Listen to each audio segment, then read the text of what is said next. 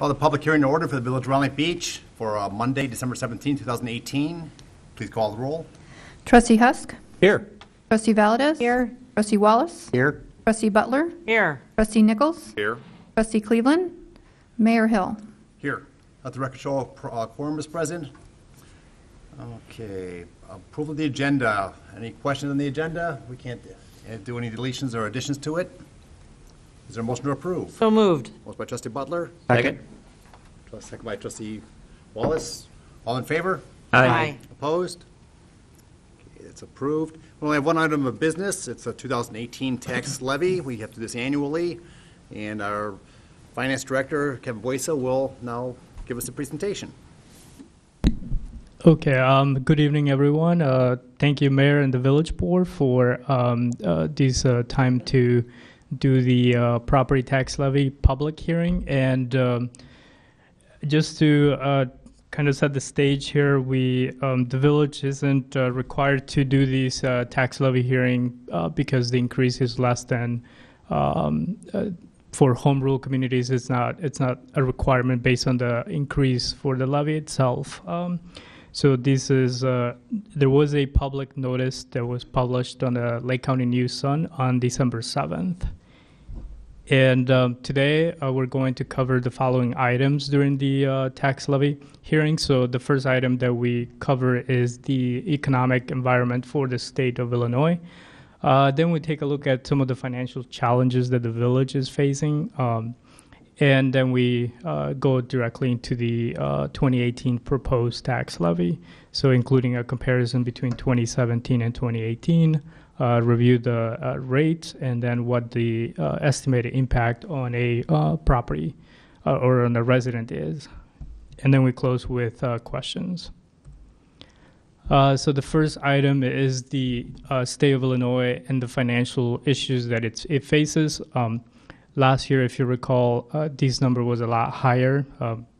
It was closer to $11 billion. One of the reasons that it has come down was because the state of Illinois issued bonds, and those were issued, or $6 billion were issued to cover a lot of these bills. So what this amount represents is all the outstanding bills that the state of Illinois owes to different vendors. So it's close to $7.2 billion, so that's billions. And there's a backlog of 81,263 invoices that the state hasn't covered. So these include services and other funds that are owed even to villages such as Round Lake Beach for sales tax, income tax, and so forth. So what does that mean? That means that when the state of Illinois goes out and issues bonds, there is an intrinsic value that villages pay within the state of Illinois for having such a bad credit rating. So this graph here shows the different ratings for all the different states. And as you can see, and in fact, this was an improvement from prior year because the state issued the $6 billion. It actually jumped one rating up. So now it's rated at Baa3, which is just above the junk status for bonds for a state. And again, that's the worst rating in the state of in the United States. So there's a cost for villages to from any village that goes out and issue bonds. There is a cost, interest cost that the village pays for being in the state of Illinois, and that's based on this rating. As a reference point, the village rating is Aa2. Another a local challenge that the village is facing is the pension cost, which is not news within the state of Illinois. So this represents the amount of property tax levied for to cover the police and IMRF pension cost for the last 10 years. As you can tell, there is a significant increase from 2019 to 2020, and we'll cover a little bit more on that, but this is probably the largest increase there's been in a while. and some of it has to do with the new officers that were hired and now having a fully staffed police department. Another challenge is the property values within the village. In 2008, the village's EAV, or the value of the property that is taxed on, was $442 million. Now it's at $338 million. So we can see that there is an improvement, but it is a lot slower than the rest of the county. So since 2008, the village has lost 23% of EAV, or $103 million. And again, that's something that compared to the rest of the county, as we have seen throughout different presentations, is that it's a lot slower than what we see in other communities. Another challenge is capital planning, facility replacement, to make sure that we're not dealing with emergencies. But so just to show some numbers out there, replacement for prior years. So this would be the cost that it would take the village to invest. So the items that were due for replacement over the last 2 or 3 years, this is the amount of money that it would have to come up with to replace those items. So $488,000. There is an annual depreciation of about $98,000. And if we're looking forward to the next 5 fiscal years, the total cost of these items to be replaced is about $3.3 million. So again, these are some of the challenges that with long-term financial planning, capital planning, conservative budgeting, these are items that the village can address as we go through it. One of the things that the village is heavy on is sustainable employee base. So what does that mean? That means that we know what the capacity for the village is as far as full-time employment. So that includes having 77 full-time equivalent employees, meaning that the village can provide everything that comes along with an employee, which means an average salary increase of 2.5%. Health insurance this year was probably one of the best renewal rates that we have seen over the last 3 or 4 years, 2.74%. And then increases in workers' comp and just general liability premium insurance. So we come down to the proposed tax levy rate.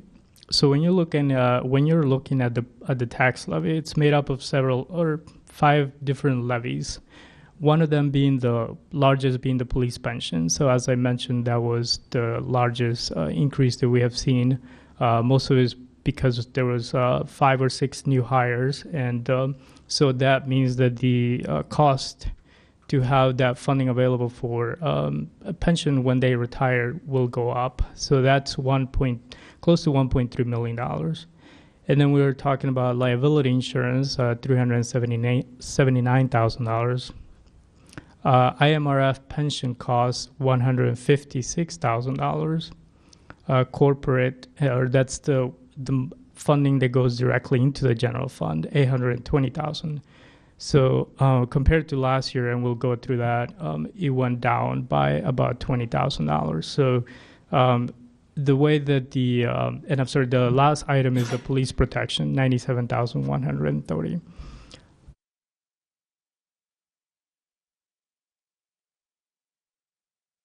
So the resulting levy rate would be 0.767%, so less than 1%. So we like to look at the impact on a tax bill. So we look at 2 different scenarios. The first one is if we take a home from prior year, which was valued at $143,770, and we increase that by 6%, it goes to $152,396. We apply that rate to that to 1/3 of that value, and then we come up with a bill of $390. So that's an increase of $15 per year. Now, if we look at the median home value based on the census data of $150,000, then we're looking at the bill going from $391 to $407, or $16 per year. The assumptions that are going to these levy calculation include the following. The EAV will go up by 6%. Right now, the inflationary rate, which is the rate that non-home rule communities are subject to, is 2.1%. The projected EAV would go from $338 million to $358.8 million. And so the rate would actually go down from 0.782 to 0.767. So again, less than 1%. The rate breakdown, when you look at the last year's property tax bill, so out of every dollar, 67 cents of that dollar will go to the school district, 7 cents will go to the fire protection district, 6 cents will go to the park district, 6 cents goes to the village of Round Lake Beach, 5 cents to the library, 4 cents to Lake County, and 2 cents to CLC, with the rest going to other taxing districts, including the Forest Preserve, College of Lake County, and Jawa. So with that, I'm closing the hearing and see if there are any questions. Thank you, Kevin. Any of the 12 board members have any questions for Kevin? Okay. Unfortunately, as you said, we're always experiencing increased costs, and it's unfortunate we've got to raise the property tax, so a pinch here, a pinch there, so about a little over $1 a month for the average homeowner. Okay. As long as the public's here, anyone in the public have any questions on the Bud tax levy hearing? Well, I appreciate you all coming in.